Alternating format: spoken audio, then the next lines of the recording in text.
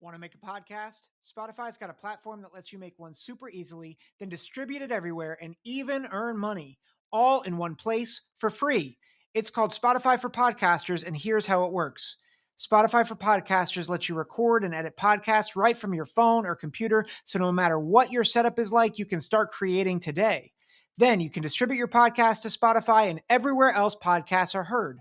Video podcasts are also available on Spotify, and when you want to take conversations with your fans to the next level, Q&A and polls are the best way to get them talking. With Spotify for Podcasters, you can earn money in a variety of ways, including ads and podcast subscriptions, and best of all, it's totally free. I highly recommend you give it a try. Download the Spotify for Podcasters app or go to www.spotify.com/podcasters to get started today. Big Ten, Big Ten, Big Ten, football talk. Big Ten, Big Ten, Big Ten, football talk. Big Ten, Big Ten, Big Ten, football talk. Big Ten, Big Ten, Big Ten, football talk. What's up, everyone? Welcome to the Big Ten Football Talk Podcast. I'm your host, Zach Guggenheim. We are going to break down the thrilling overtime win by Michigan over Alabama. We're going to talk the other Big Ten games as well. Happy New Year. Happy 2024. Got a lot to break down. Make sure to like, follow, subscribe wherever you get your podcast, Apple, Google, Spotify. Leave a review. Share with your friends. Follow us on Twitter, X, whatever you call it these days, and Instagram. Make sure to send me emails, big10footballtalk@gmail.com. This was a massive game, not just for Michigan, but for the Big Ten. And I'm going to start by saying this in terms of Big Ten perception. With Michigan defeating Alabama in overtime, I want to break down the game, but I first want to talk about a Big Ten perspective here. It had been a rough few days for the Big Ten. Ohio State got pantsed on national television on the 29th, which we'll talk about. And Penn State, understandably struggled a bit with Ole Miss's offense with some of the opt-outs, but Penn State's offense, again, stunk. And James Franklin was confusing a lot of the time with some of his decision making. Iowa got just crushed, and Wisconsin was sadly they had a 14-0 lead, and they had a lead in the fourth quarter, and then they kind of just blew the game in the last few minutes. In a game, quite honestly, that Wisconsin had no right to be in, but it kind of felt like it just added salt to the wound because the Big Ten was hurting. The only win they had after the 29th was Maryland beating up on Auburn, which was a bit of a surprise. I thought Maryland would win, but I didn't think they would win that decisively. So here comes Michigan, Alabama, and it kind of just felt like, to me, it felt like those years where, Ohio State was in the national championship games, and then they got beat pretty badly in those, and it was a bad day for the Big Ten. I think 2006 in particular, when Ohio State and Michigan were both highly rated teams. It was after the big 1-2 game, and, they both just got pantsed on national television, and you're like, oh my gosh, the Big Ten is so much worse than I thought. And there's a lot of explanation for this go-around, but my sinking feeling in my chest was, oh no, this is going to happen to Michigan, and the Big Ten perception is going to go down the drain. That did not change on the first play of the game when J.J. McCarthy throws a ball that I'm like, I can't believe you just threw that. That's a pick. It wasn't a pick by like 6 inches. And that's kind of what the Michigan-Alabama game felt like for Michigan. And really for both teams, that both teams made a lot of mistakes. It was a sloppy game. I'd argue that Michigan made so many more miscues in this game, although I think Milroe obviously had a few. I thought, I'll break down the game more, but I thought Alabama did not play clean ball, and you could tell by this, I think the 6 or 7 sacks that the offensive line gave up. But I mean, Michigan, in many ways, was lucky to win this game. And because of that, I think it demonstrates their strength. Because this was a game where, I've said for all season long, I thought special teams was a strength for Michigan. They were atrocious. They cost Michigan 11 points in this game because they really struggled. They struggled to contain, I'm watching the Washington-Texas game as I'm recording this. There's no way I'm going to be able to stay up late. I got a conference tomorrow that I got to go to. So that's why I'm staggering with my words. I got the Washington game as watching Polk just had a big-time play. So if you're listening to this, it's the first quarter with 11:28 left in the first quarter of the Sugar Bowl. Special teams cost Michigan 11 points because Morgan muffs the ball early in the first quarter, and Jace McClellan then runs for a touchdown. That should have been Michigan ball, and instead it's a touchdown the other way. They miss the extra point. They miss a field goal, and then the crazy play at the end of regulation where Thaw, who's not their normal return man, he decides to field it at like the 4-yard line, which is a no-no. But then he muffs it. He fields it at the 1-yard line, and you're like, oh my gosh, how did you do this? And Kirk Herbstreit made a great point on the broadcast. Good for that young man to not make 2 mistakes. Because he could have muffed it and then not focused on the ball and not gathered it in, and then the game would have been over. But instead, he gathers himself, gets the ball, they're able to run out the clock, and they're able to win it in overtime. But my point is this. Michigan was the better team. And honestly, this game should not have been as close as it was. Like this, Michigan is for real. And I thought they were a really good team. But I picked Alabama to win 24-20, which I was pretty close on the score. But the reality is this should not have gone to overtime. Michigan shot themselves in the foot over and over and over again. But when the chips were down, when things mattered, J.J. McCarthy made a play. Blake Corum made a play. That dude's ridiculous, by the way. He finally looked healthy to me today. Like for all season, I feel like he's looked a step slow. I felt like the offensive line wasn't generating a lot of push. And the offensive line didn't generate a ton of push in this game, at least not all game. But in spurts, they were dominant. And in that overtime drive, especially, dominant. And Blake Corum, man, I thought Alabama got away with a face mask. Didn't matter. He spun around, got the school record for touchdowns. The dude is awesome. I love Blake Corum. And I know at times I probably haven't sounded like it, but he's a tough guy. He's an awesome dude. And as much as a Buckeye fan hates to admit it, he's a fantastic player, and he's been a fantastic ambassador for the Michigan program. So I love that he was the guy who got the game-winning touchdown. I thought McCarthy struggled.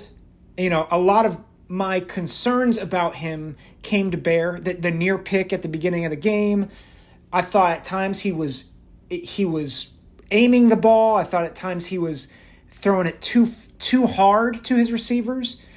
There's the one throw to Samaj Morgan where he just threw a bullet, and Morgan's got to catch it, but I mean it just went through his hands, and you're like, man, he's wide open, just touch pass.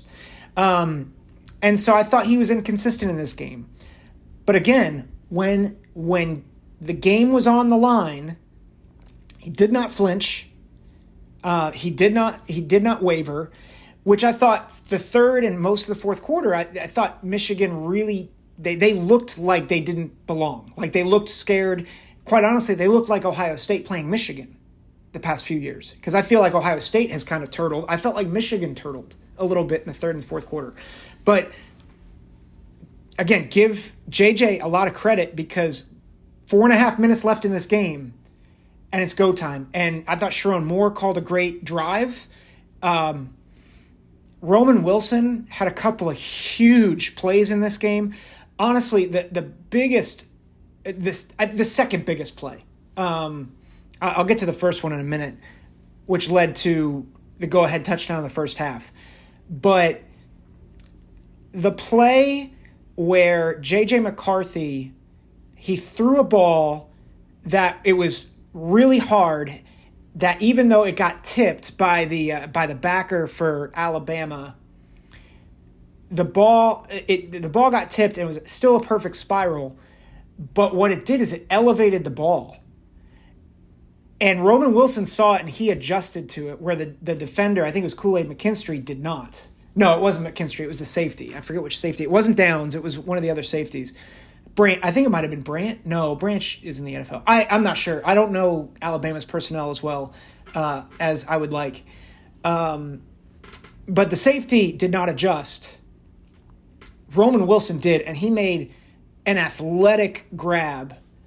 And that play set up their touchdown, which was a brilliant play call. Just a great play call by Sharon Moore to get them in the end zone to tie the game. That play, I mean, just an amazing play by Roman Wilson. The other play, and it won't be talked about as much as Blake Corum at the end and the game-winning drive or the game-tying drive.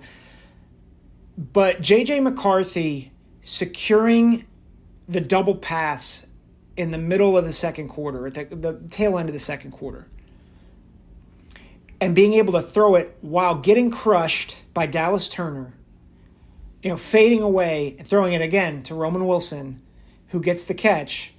And what he's able to do there, I mean, it was amazing just that he secured the ball. And if he threw it out of bounds, it would have been a great play, because that Donovan Edwards did not throw him a great ball. It was a bad throw.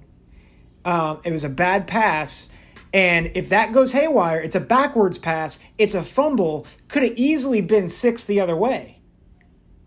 At the very least, it's a turnover. Instead, McCarthy not only gets rid of it, he completes the pass for a first down, and they score a touchdown. If they don't do that, I mean, you're talking about plays by inches that could have been disasters. Instead, that McCarthy's able to rescue. Those are the little things. Like, I don't think McCarthy played a great game. But when the chips were down, when things mattered, that's like he really showed up today. And that was a big deal. Just a huge deal for this team. And whoever they get, whether it's Washington or Texas, Michigan is going to be a tough out. And I've said it all year. I think Michigan is the most complete team. I think they showed today they're the most complete team in the playoff. Now, they got to get the special teams stuff cleaned up. But if they do, like defensively, they were a menace. They're a menace. Those defensive tackles, Mason Graham had a big game. The linebackers, that front seven was menacing. And granted, whoever Michigan plays in the final will have better skill position players on the outside. But I would argue that at least I don't think either offensive line for Texas or Washington is better than Bama at this point. Now, I could be wrong. I think Texas could be maybe on that level, but I will be very concerned. And neither Texas or Washington have as athletic of a quarterback or as mobile of a quarterback. Both can run, but Milroe is certainly the more athletic of the two, or of the three. So I like Michigan going into it. I think they'll be able to bruise. I think Texas would probably be the tougher matchup for them, but I think Michigan certainly will be the favorite in whoever they play. But I think I like Michigan in both against both teams here. I'll give credit to Alabama. I thought they played hard. And I've said two things, and these aren't mutually exclusive. I thought Florida State deserved to be in over Alabama because of resume, because you're an undefeated P5 team. But I also thought if Alabama got into the playoff, they would be the most dangerous team. And I thought they played with heart. They came back in the third quarter and early in the fourth quarter and really controlled the game. I really thought they were going to win it, both when it was 20-13 and, when Michigan missed the field goal and Alabama was driving, I thought Michigan was in trouble. And then when Alabama got the ball back, when Michigan tied it up, I thought, oh boy, it's on my Twitter timeline, Will Reichert, 50-plus yard field goal. This is how this game is going to end. And it didn't. But Milroe did not play his best game. And the passing game really struggled, which has been my concern with Alabama all season. I thought they would scheme some stuff up. They did not. Or they schemed some stuff up, but ultimately it wasn't enough. And credit to Alabama. I think, and if you want to say best four teams, sure. The best four teams, they certainly were good. But, Michigan took it to them, and they were the better team. And if Michigan doesn't make the mistakes that they made, this is not an overtime victory. This is probably a 2-score win. And it's good. It's not just good for Michigan. I mean, it's great for Michigan. But it really helps the Big Ten and perception. And I know a lot of opposing fans, you don't want to hear this, right? Ohio State fans especially. You don't want to root for Michigan, right? But let's just be clear. If Michigan got trounced today, this was not, the Big Ten would not live this down, right? Because the SEC has been taking the Big Ten to the woodshed, right? Ohio State didn't look like they could field a competent offense. Penn State doesn't look like they fielded a competent offense. Iowa, we know, doesn't field a competent offense, right? When Wisconsin was your best hope for a win before Michigan, that's a problem. And Wisconsin acquitted themselves quite well, by the way. But we'll talk about that in a minute. But this was huge for Michigan. It was huge. It was huge for Michigan, huge for the Big Ten. And so congrats to Michigan. I'm recording this as Texas and Washington are playing, so I don't know who they're facing. I will get a podcast out probably by next Monday, either next Monday or on Saturday before the game, to give my thought on the Michigan matchup with whoever they play. It'd be really fun if it's Michigan versus Washington in terms of just Big Ten versus future Big Ten. It'd be fun if it's a North versus North matchup. That's kind of what I'm hoping for, quite honestly. I like Washington. I like Penix. As I speak, it's 7-7 tie game, so we'll see. I think watching the game, I think it'll be fun. I picked Washington to win, but as I'm watching things play out, I have some concern about Washington's ability to stop the run. Let's talk about some of the other games. I want to go back to Friday the 29th. Ohio State lost to Missouri 14-3, which was, I think, really surprising on a lot of fronts. Now, I want to be clear that there's a lot of asterisks in this game. Because of opt-outs, Marvin Harrison did not play. Kyle McCord was not there because he transferred to Syracuse. Julian Fleming, who's their best blocking receiver, not there. A lot of other guys, I think their backup running back who's in the transfer portal, whose name escapes me all of a sudden, Trainum. Chip Trainum, is at Kentucky. They could have really used him. They could have really used Marv. They could have really used a lot of different. They could have used McCord. And not only that, but Devin Brown, who got most of the reps in bowl prep, he was out. So that does color things, and you have to look at it in context. That being said, They had a lot of guys play in this game that you would have expected maybe to opt out if they were going to the NFL draft. And we don't know a lot about what's going on with the NFL draft for a lot of guys. We know Mike Hall is going to the draft. A lot of other people have not declared yet. More transfers came out, though. A couple wide receivers, which is a little surprising.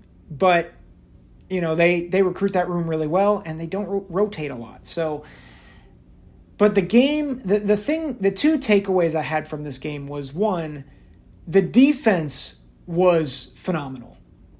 Like, the defense was legit. And Missouri's offense is really good. Like, that trio of Burden and Schrader and Cook is one of the top 3 in the whole country. And they've got other receivers, Theo Weiss, Mookie Cooper. Like, they've got a really good receiving core. And I thought Ohio State's defense acquitted themselves quite nicely. You would have liked them to hold up in the fourth quarter, but they were gassed. And part of that gives me questions, which I'll get to in a minute.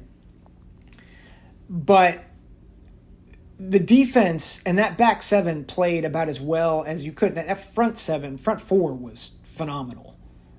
Jack Sawyer played the game of his life.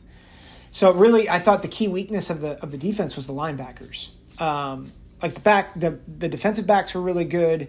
They were hitting hard. The front four were really good. I thought the linebackers and I thought Sonny Styles struggled a bit at safety. I think he's probably more of a linebacker, maybe even defensive end down the line.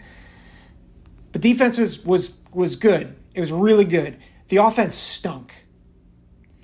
And for that alone, like the offensive line, I thought the offensive line had progressed a lot. For some reason, they changed the offensive line. They shifted Matt Jones over, and I don't know why. I thought it made zero sense. And I know there are some explanations out there. It did not work. They were awful. Like, it didn't matter who was the quarterback in that game. Like, people were saying, oh, if Kyle McCord played, they would have won. How? How would they have won? Like, nobody had time. Like, that's part of the reason why Devin Brown got hurt. Well, Devin Brown got hurt because the turf, something with the turf was not good. But the reality is, it was not a good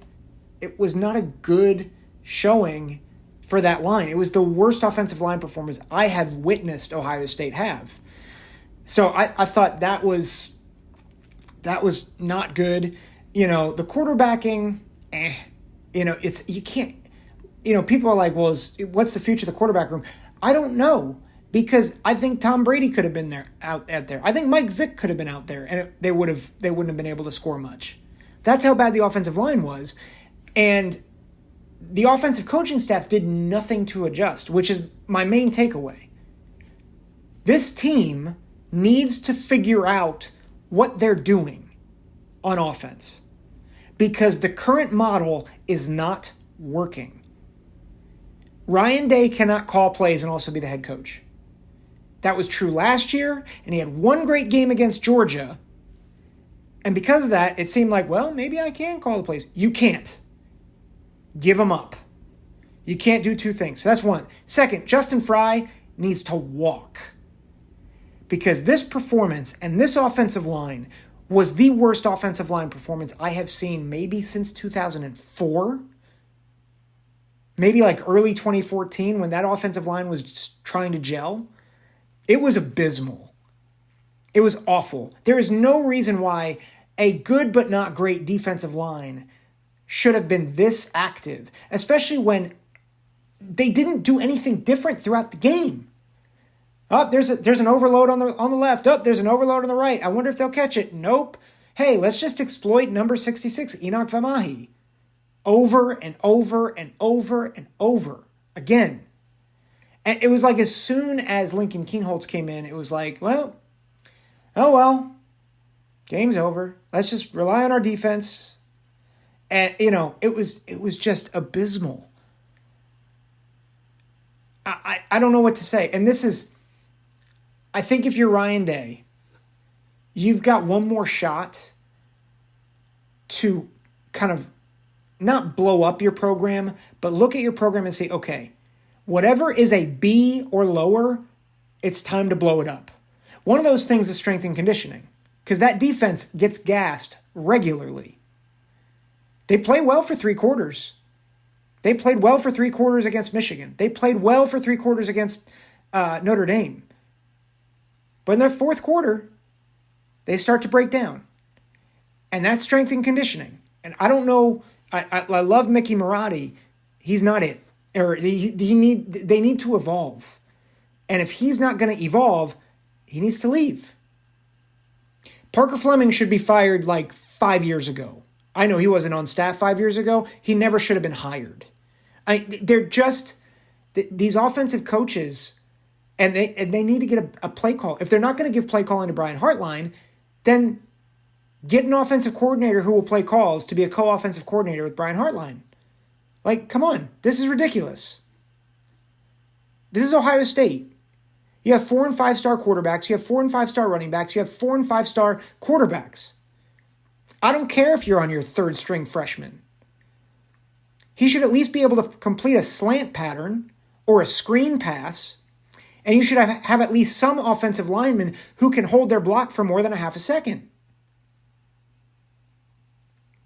Like, some people should be walking home. Speaking of people who should be walking home, James Franklin. Boy, oh boy. Now, Penn State, I'll give Penn State this. Defensively, you can't blame them because of the opt-outs, right? Both corners were out. Chop Robinson was out. That really made it difficult for them. And I give you that.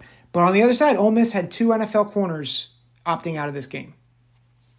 And this offense, as it has all season long, has not been great. Like, Drew Aller was 19 of 39. Listen, at some point, you got to stop saying it's the receivers. Right? Like, I know the receivers aren't great. Like, Lambert Smith didn't have a catch in this game? Like, what are we doing?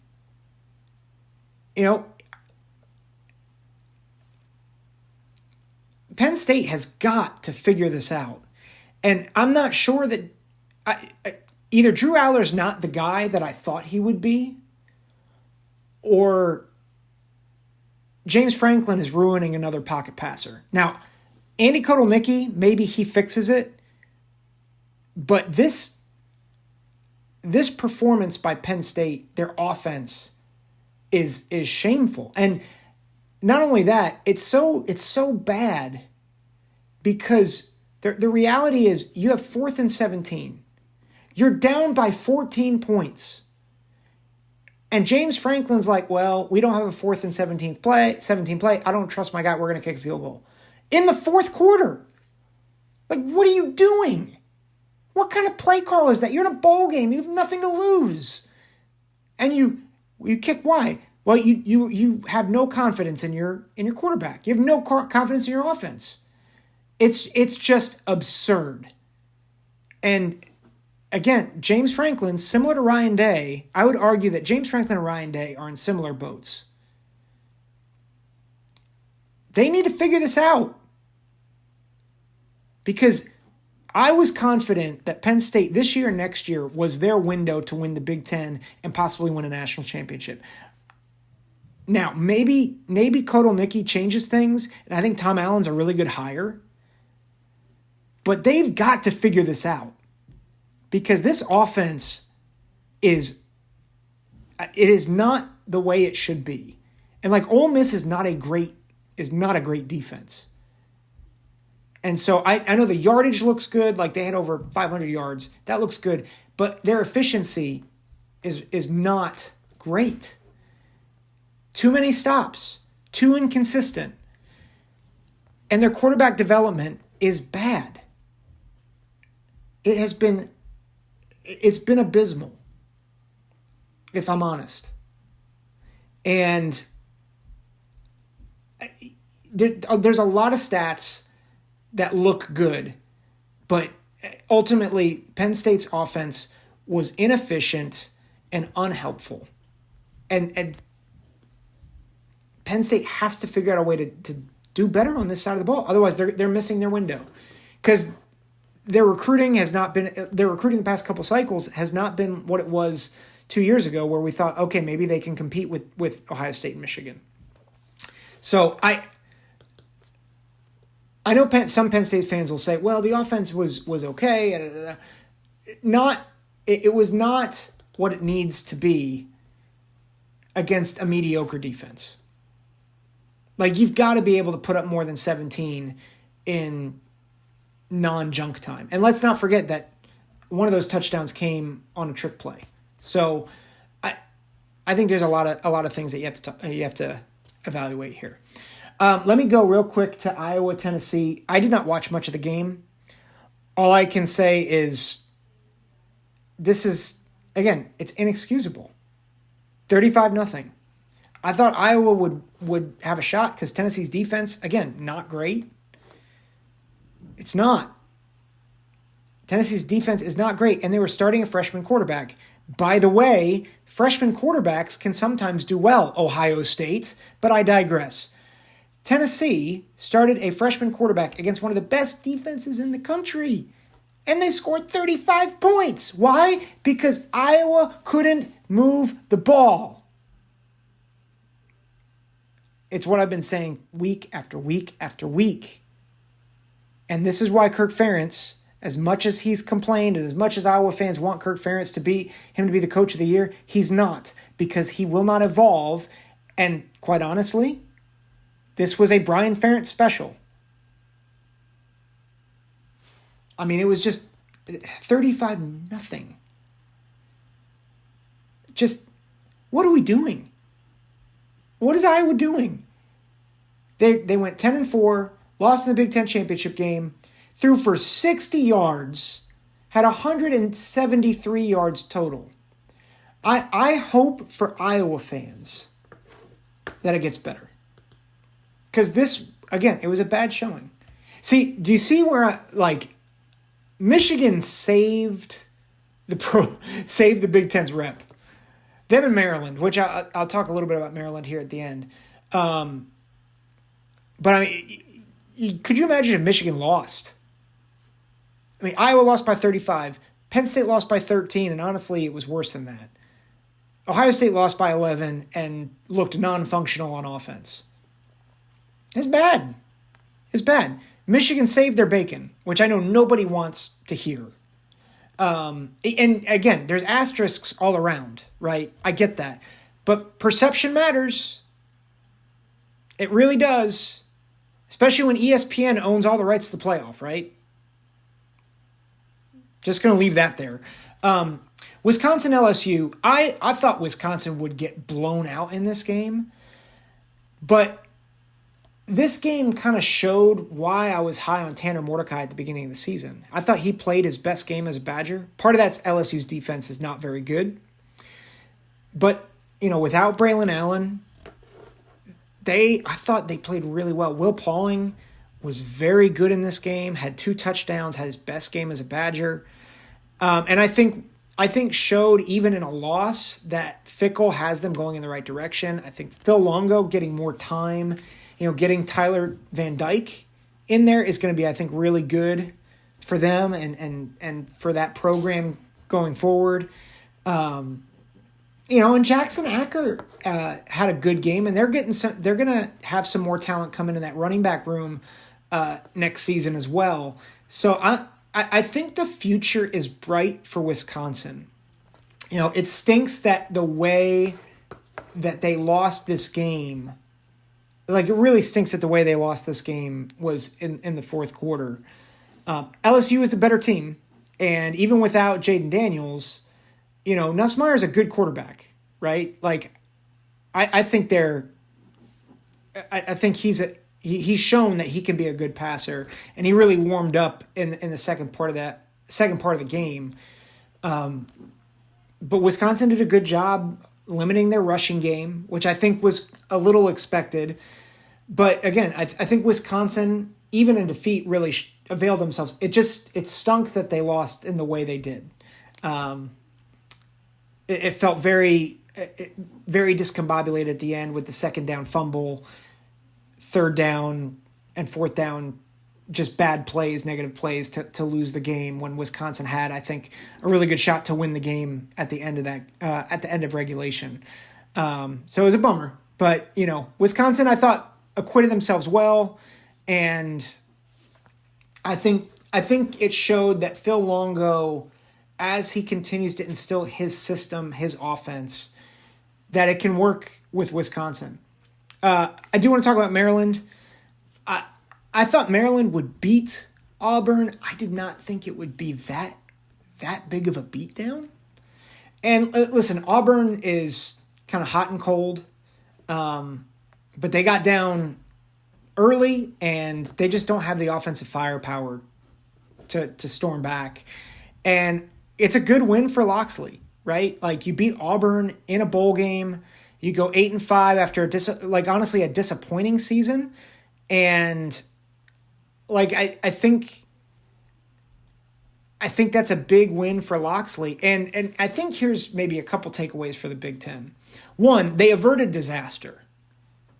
Part of that is Wisconsin playing better than expected. Part of that is Michigan beating vaunted Alabama. I know Alabama's not as good as they have been in the past, but it's still Alabama. It's still Nick Saban. It's still, they still have the Bama mystique, right? And the SEC mystique, quite frankly.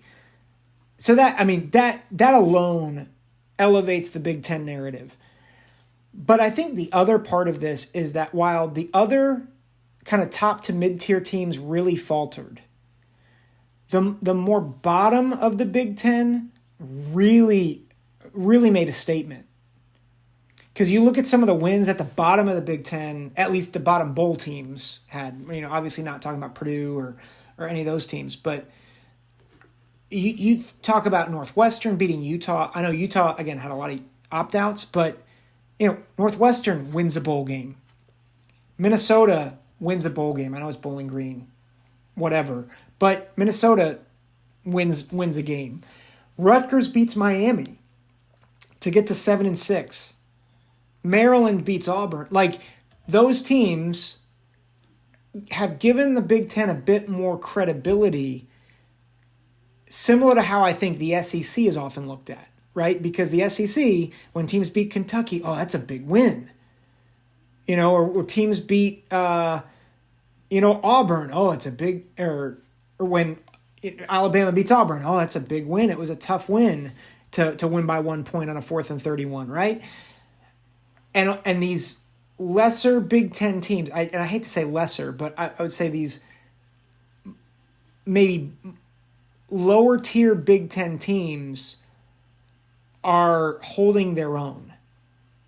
And the reality is, if you have less opt-outs or, you prepare better for bowls, this could have been a Big Ten bowl season to remember.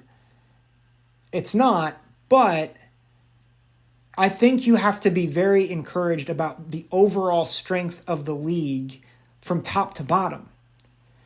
Because Rutgers beat a middle-of-the-pack ACC team. And quite honestly, it wasn't as close as the final score.